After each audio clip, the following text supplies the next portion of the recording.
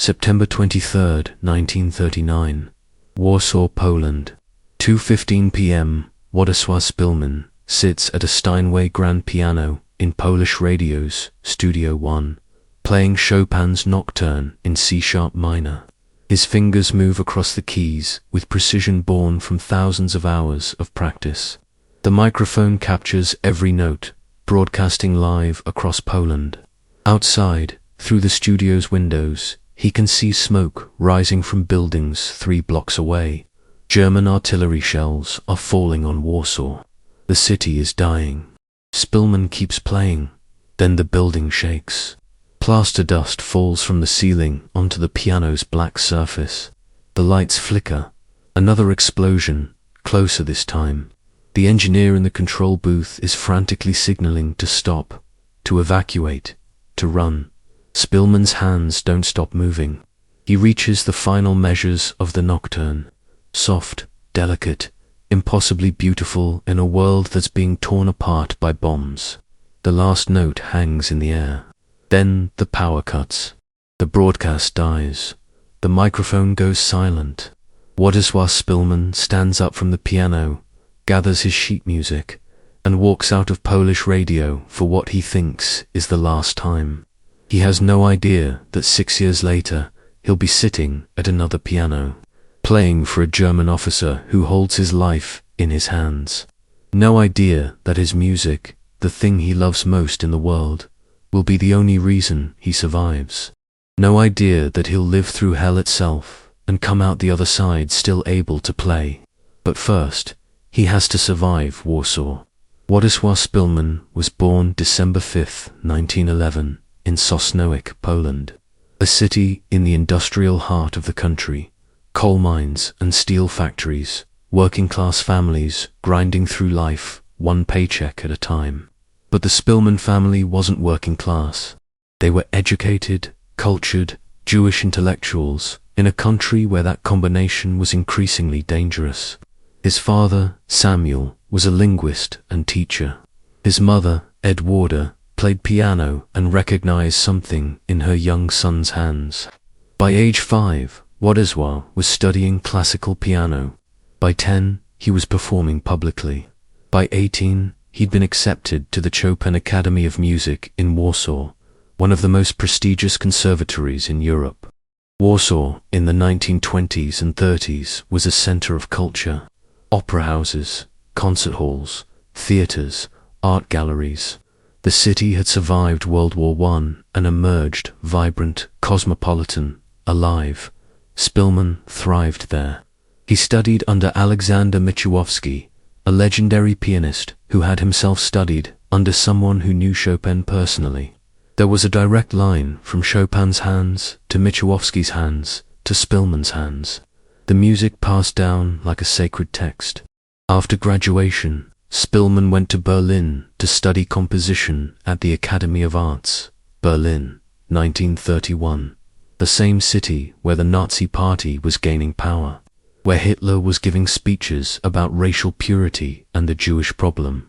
Szpilma studied there for 2 years, learned from some of Europe's greatest composers, then got out just before the Nazis made it impossible for Jews to study anywhere.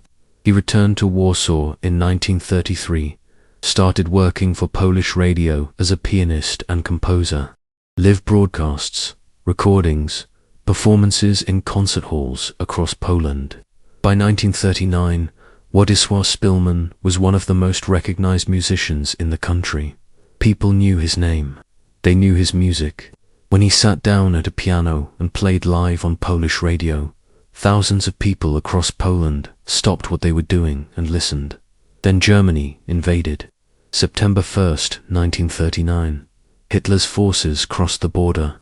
1.5 million German troops, 2,750 tanks, 2,315 aircraft. The invasion is brutal, swift, overwhelming. The Luftwaffe bombs Polish cities into rubble.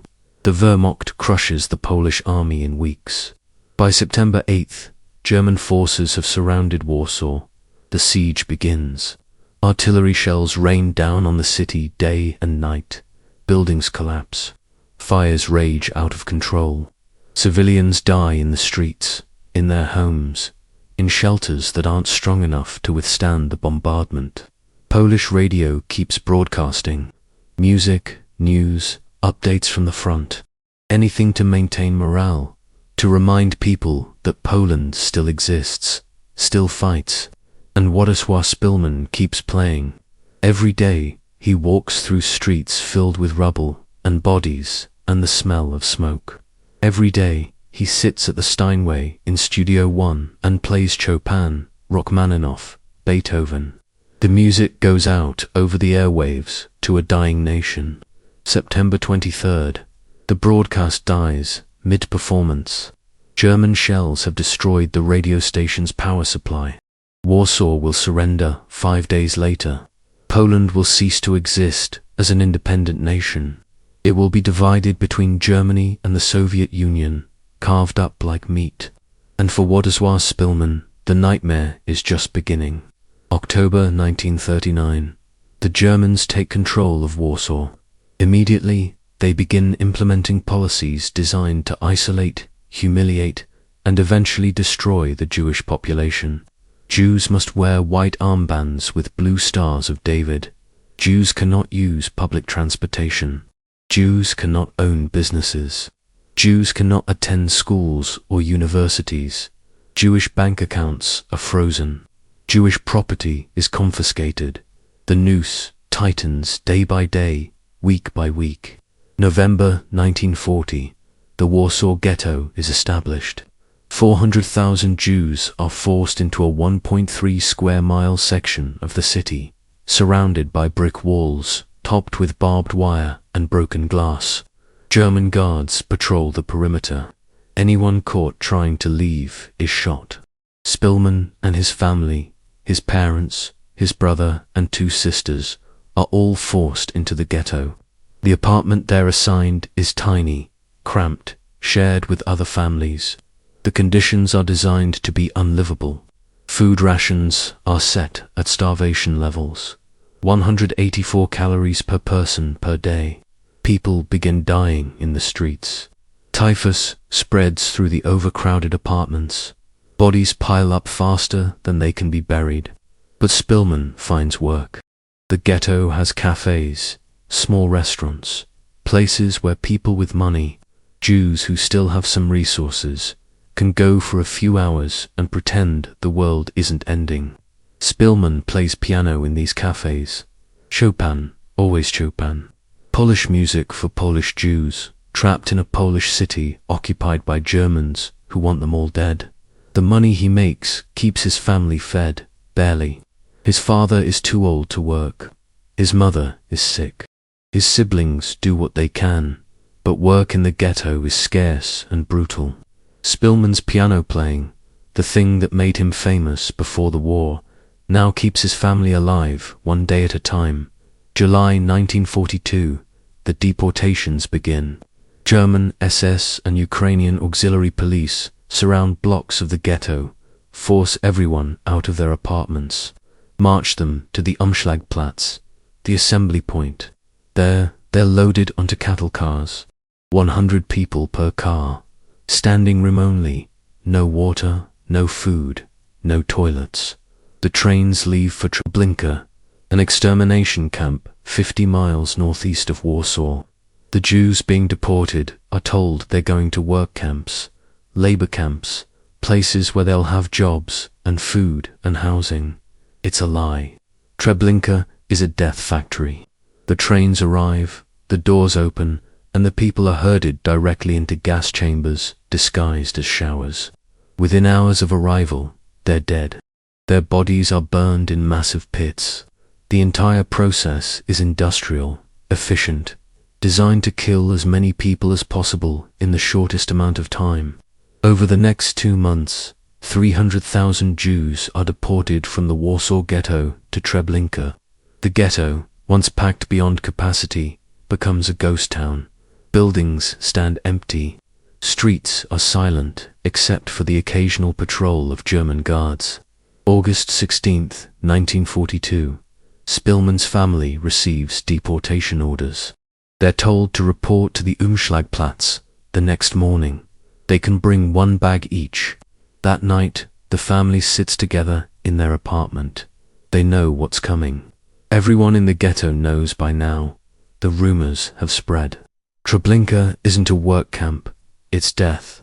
August 17th, the Szpilman family walks to the Umschlagplatz. Władysław, his father Samuel, his mother Edwarda, his brother Henrik, his sisters Regina and Helena. They join thousands of other Jews waiting to be loaded onto the trains. The sun is brutal. There's no shade. Children are crying. Old people are collapsing. German guards walk among the crowd with whips and rifles, hitting anyone who moves too slowly.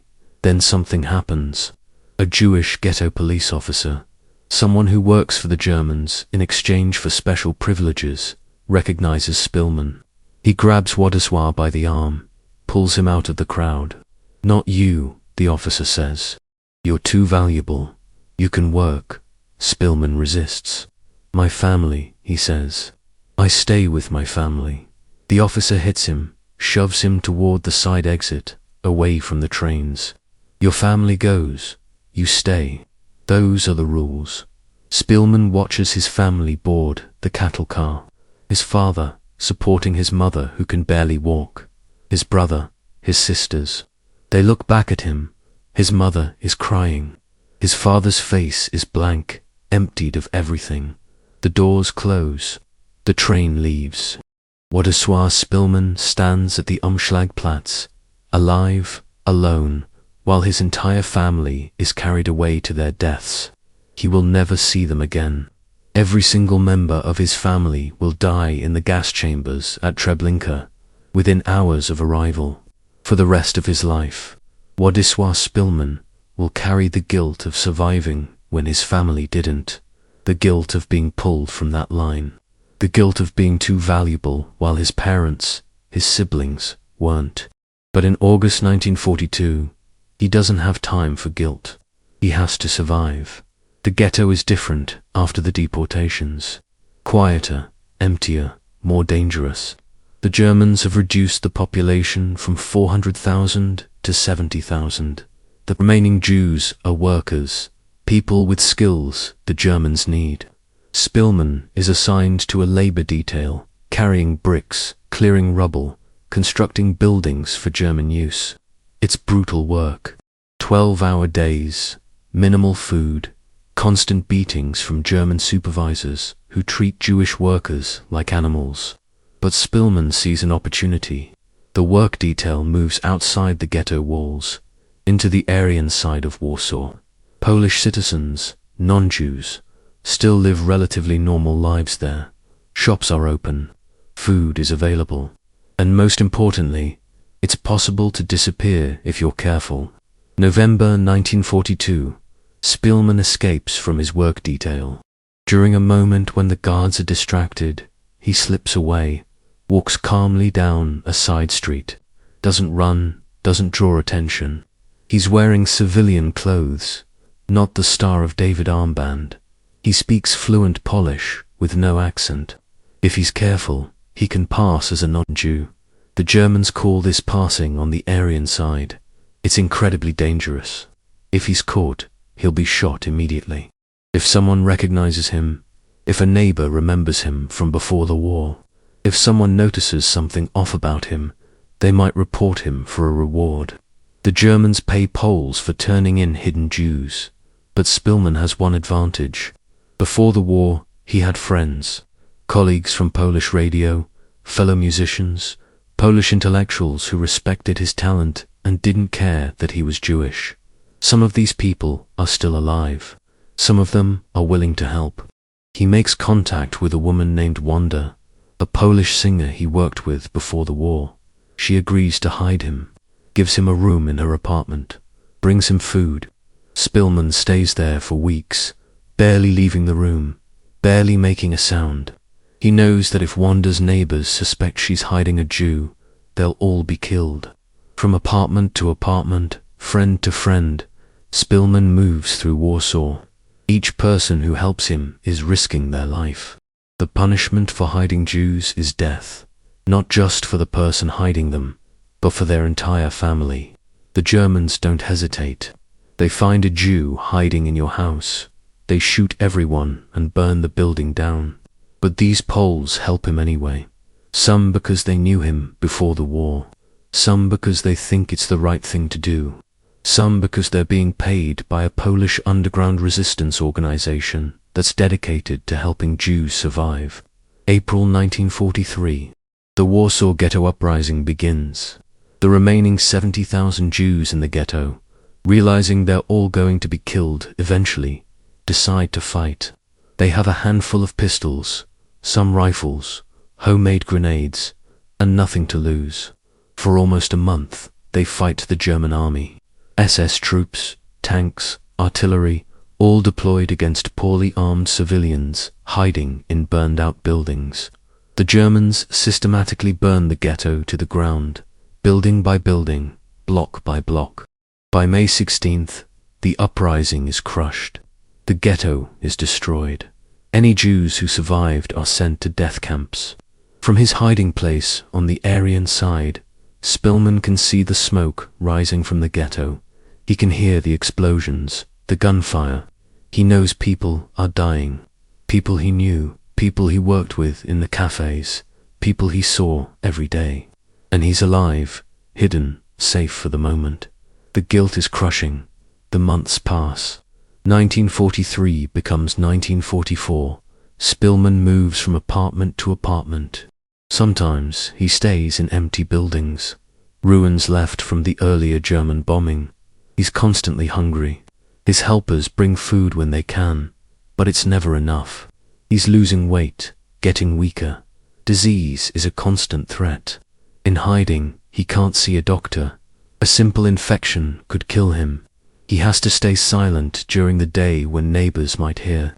He can't play piano, can't make music, can't do the one thing that gave his life meaning. He's alive, but barely. Existing, not living. Waiting for the war to end, or for the Germans to find him. August 1944. The Warsaw Uprising begins. Not the ghetto uprising. This is different. This is the Polish resistance, the home army, rising up against the German occupation. They think the Soviet army is approaching from the east. They think if they liberate Warsaw before the Soviets arrive, Poland might remain independent. It's a desperate gamble. The uprising lasts 63 days. 200,000 Polish civilians die. The Germans crush the rebellion with overwhelming force, then systematically destroy what's left of Warsaw. Hitler is furious that the Poles dared to resist. He orders the city razed, every building destroyed, every street torn up. Warsaw will cease to exist. By October 1944, the uprising is over. The surviving Polish civilians are expelled from the city. The Germans burn everything, and Władysław Szpilma is still hiding, now in a city that's being deliberately destroyed around him. The apartment buildings where he's been hiding are abandoned. There's no one left to bring him food. He's completely alone in a dead city. He finds an abandoned hospital, moves into the attic. There's no power, no water, no heat. Winter is coming. He's starving. He finds a can of pickles in the hospital basement. The can is so rusted he can barely open it.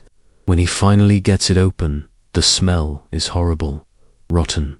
But he eats them anyway because it's food and he hasn't eaten in days.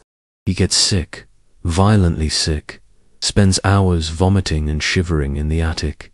He survives. He finds another building, 3 stories, partially collapsed. The top floor is somewhat intact. He moves in. There's a kitchen with cabinets. Inside one cabinet, he finds a can of beans. Inside another, dried peas. He's so weak he can barely hold the can opener. His hands shake. It takes him 15 minutes to open the can of beans. He eats them cold, directly from the can, and it's the best meal he's had in months. November 1944. The cold is getting worse. Warsaw is freezing. Szpilma has no coat, no blankets, no way to start a fire without risking the smoke being seen by German patrols. He wraps himself in old newspapers, curtains, anything he can find. At night, he can hear German soldiers in the streets below, demolition crews planting explosives, the sound of buildings being systematically destroyed. Then one day, he hears something different. Music, piano music. Chopin, it's coming from somewhere in the building. Szpilman can't believe it. He's been alone for months. The city is empty. Who's playing piano?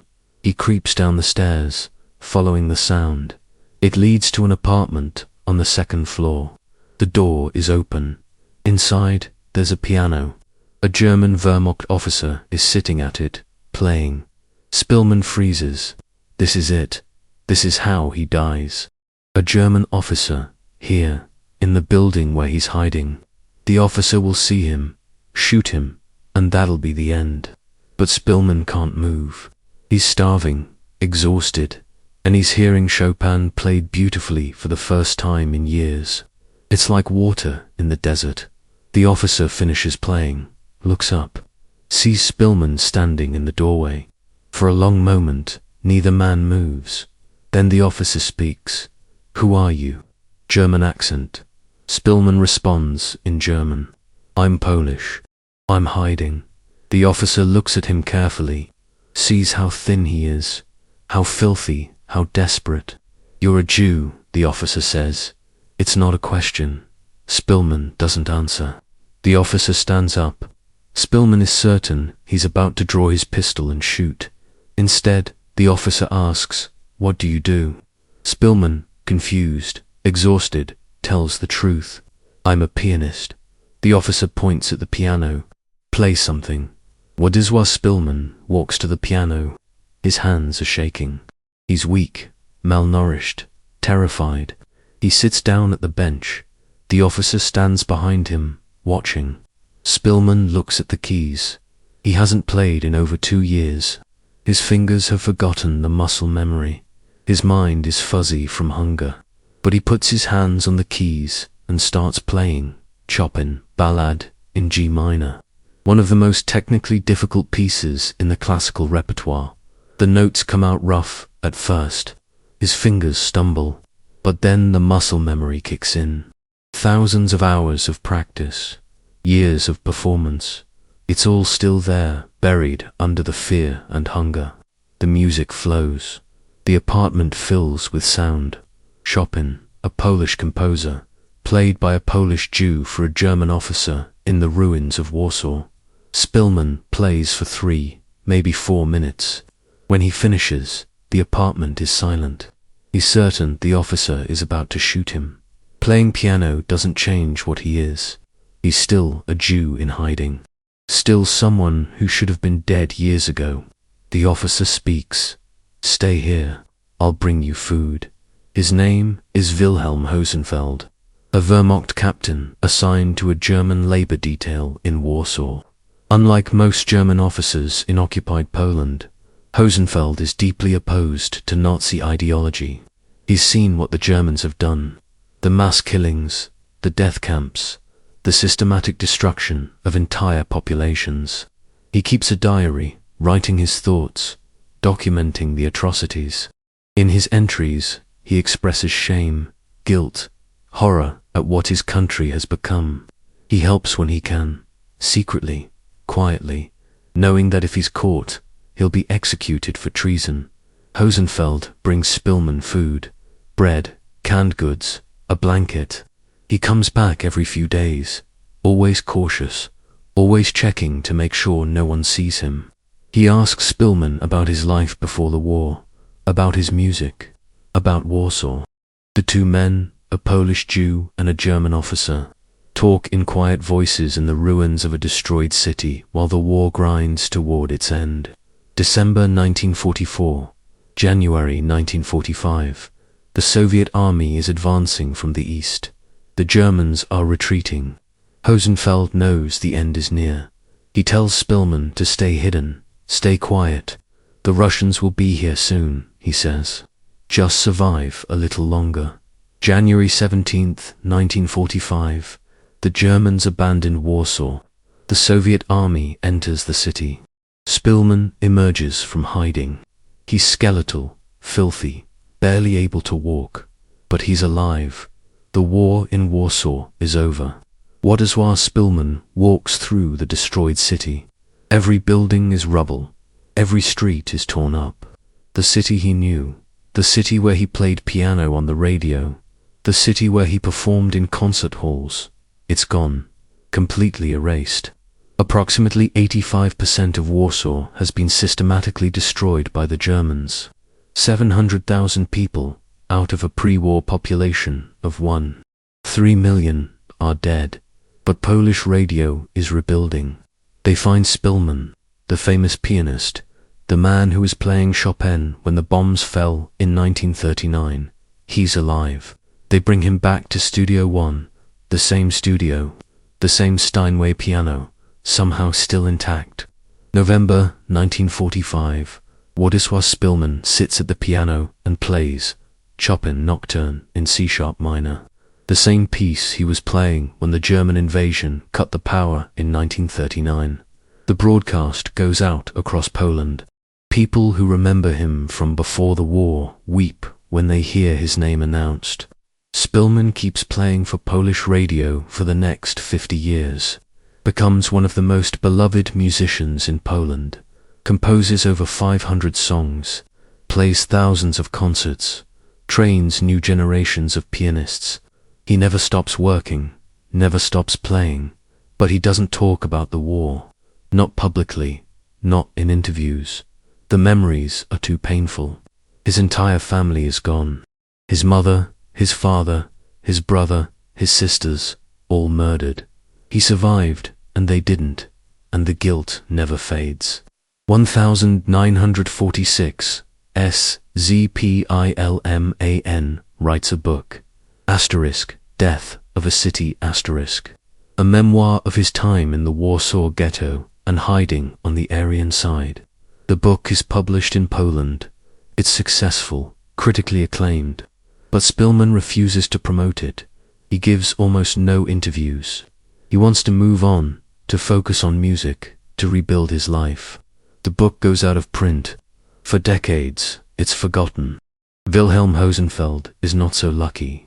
The Soviet army captures him in 1945. He's a German officer, so he's sent to a Soviet prison camp, Stalin's gulags. Hosenfeld tries to explain that he helped people, saved lives, opposed the Nazis. The Soviets don't care. German officers are war criminals by default. Hosenfeld spends 7 years in brutal labor camps. He writes letters begging for help. Some of those letters mention Szpilma, mention the pianist he saved in Warsaw. The letters are ignored. Wilhelm Hosenfeld dies in a Soviet prison camp in 1952. He's 57 years old, starved, beaten, worked to death. The man who saved Władysław Szpilman's life dies alone in captivity, never knowing if the pianist survived the war. Szpilma doesn't know Hosenfeld is dead. For years, he tries to find him, writes letters to German authorities, Polish authorities, Soviet authorities. He wants to thank him. He wants to tell the world what this German officer did, but no one knows where Hosenfeld is. The trail goes cold. Szpilma assumes he's alive somewhere, maybe back in Germany, living a quiet life. He has no idea Hosenfeld died in a gulag. The years pass. Szpilma marries a doctor named Helena. They have 2 sons.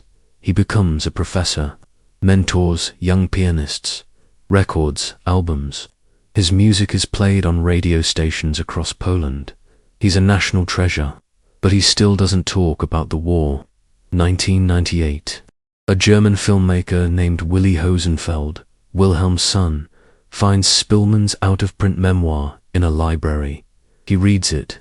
He recognizes his father in the description of the German officer who saved the pianist. He contacts Szpilma. The 2 men meet.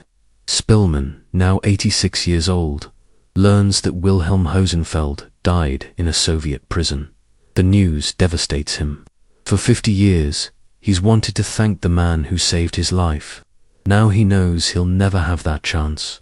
Szpilma writes letters to Yad Vashem, the Holocaust memorial in Israel.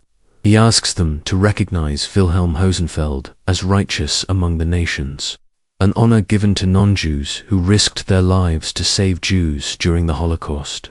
In 2009, 57 years after his death, Wilhelm Hosenfeld is officially recognized. His name is added to the memorial. Too late for him to know, but his children know, his grandchildren know, the world knows. 2000. Roman Polanski, a Polish film director who survived the Holocaust himself, reads Szpilman's memoir. He decides to make a film. The Pianist, starring Adrien Brody, the story of Władysław Szpilman's survival. The movie is released in 2002. It wins the Palme d'Or at Cannes, 3 Academy Awards, including Best Director. Adrien Brody becomes the youngest actor ever to win Best Actor. The film brings Szpilman's story to the world. Millions of people learn about the pianist who survived the Warsaw Ghetto, about Wilhelm Hosenfeld, the German officer who saved him, about the power of music to preserve humanity even in the darkest times. July 6, 2000. Władysław Szpilman dies in Warsaw. He's 88 years old. He's lived long enough to see his story told, long enough to see Wilhelm Hosenfeld honored, long enough to know that the music he played in that apartment in 1944, the music that saved his life, will be remembered forever. Here's what the story of Władysław Szpilman tells us.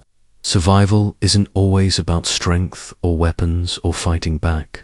Sometimes survival is about staying human when the world wants you to become something less. Szpilman could have given up 100 times. When his family was taken to Treblinka, when he was starving in the ruins of Warsaw, when he was alone in the winter cold with no food and no hope. But he kept going. And when a German officer found him and asked what he did, he told the truth. I'm a pianist. And when the officer told him to play, he played. Not because he thought it would save him, but because music was who he was, the thing he loved most, the thing the Germans couldn't take from him no matter how much they destroyed. Wilhelm Hosenfeld heard that music and remembered what it meant to be human. In a war where millions participated in genocide, where ordinary people became murderers, one German officer heard a Jew play Chopin and decided to save his life. Not for any grand reason, not as part of some resistance movement, just because it was the right thing to do. Szpilman played piano for 50 more years after the war. Every time he sat at that Steinway in Studio One, every time his fingers touched the keys, he was proving something, that art survives, that beauty survives, that humanity survives. Even when everything else is destroyed, the music remains.